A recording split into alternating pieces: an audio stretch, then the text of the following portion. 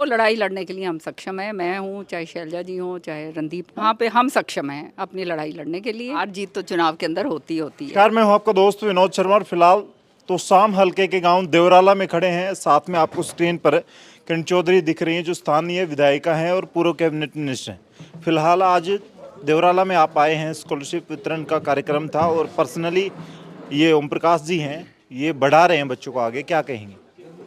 ये आज प्रोग्राम ओम प्रकाश जी ने जो रखवाया था यहाँ पे अपने देवराला स्कूल के अंदर, बहुत ही सराहनीय काम इन्होंने करा है। शुरू से यहीं के पले बड़े पैदा यहीं के हुए हैं और बच्चों को मतलब जो है गांव को संभाला है, तो ये बहुत ही सराहनीय है।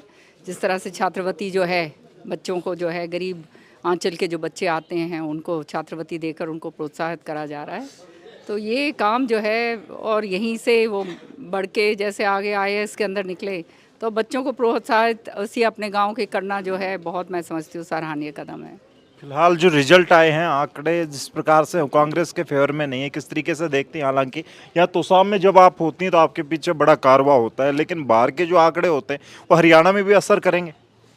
देखो, चुनाव जो है हार जीत तो चुनाव के अंदर होती होती है, और ये नहीं है कि अगर ये ऐसे आंकड़े आए हैं तो हरियाणा में भी आंकड़े आएंगे। हरियाणा जो है अपने आप में एक हम अलग ही एक प्रदेश हैं और हम सारे देश को जो है रास्ता दिखाएंगे।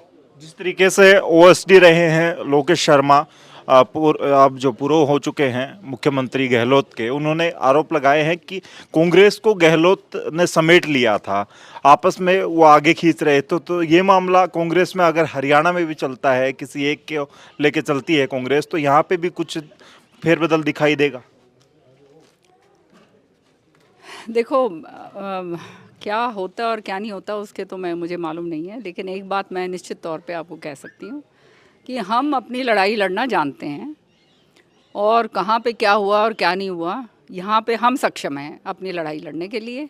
और अपनी लड़ाई का मतलब अपने कार्यकर्ताओं की लड़ाई, अपने लोगों के लिए, उनको आगे बढ़ाने के लिए, और वो लड़ाई लड़ने के लिए हम सक्षम हैं। मैं हूँ, चाहे शैलजा जी हों, चाहे रणदीप हों, और वो हम जो है उसको लेकर आगे चलेंगे। तो सारे एक साथ चलेंगे तो और मजबूती आएगी, आप मानते हैं? जिस तरीके से बिल्कुल, हाईकमान सबको पावर दे तो और मजबूती। बिल्कुल अच्छी, बिल्कुल इसमें कोई निश्चित दूसरी बात नहीं है।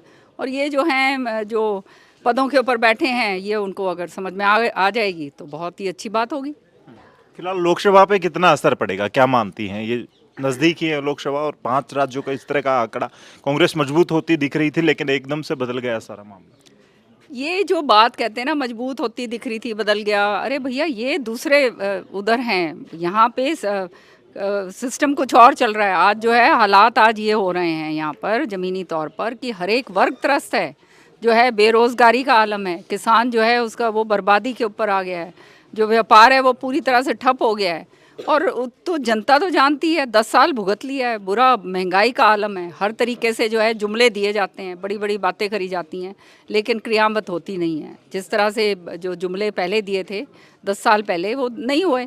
और लोग जो है कई चीज़ें जो हैं उनके जिनको समझ में आ जाती है तो वो तो जानते हैं इस बात को। और मैं समझती हूँ हरियाणा के लोग बहुत समझदार लोग हैं। उन्होंने 5 साल बरता, फिर 5 साल और बरता, और अब जो है अच्छी तरह से छिक ली हैं।